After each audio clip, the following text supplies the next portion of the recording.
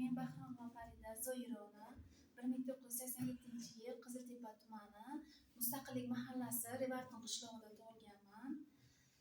Oilada 3 ta farzand biza, aka-ukam va men. Turmush qurganman. 1 nafar o'g'lim bor. Ota-onam oddiy dehqon, aka-ukalarim Allohga shukr, hammalari oliy ma'lumotli. Kelin-yangalarim hammasi oliy ma'lumotli, Allohga shukr, o'qituvchi, pedagog hammalari. O'zimga kelsak, 2018-19-yildan to 23-yilga qadar 19-yil maktabgacha ta'lim tashkilotida tarbiyachi bo'lib ishlaganman. 2023-yil 17-iyuldan boshlab tibbiyot sohasiga qadam qo'yganman.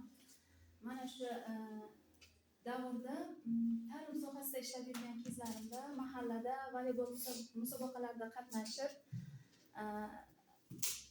tumanda 1-o'rin, viloyatda 3-o'rinlarni egallab kelganman jamoam bilan birgalikda. Bundan tashqari 2022-yil Kitobxon oila tanlovida mahallada faxrli 3-o'rinni o'g'lim bilan birgalikda egallagan.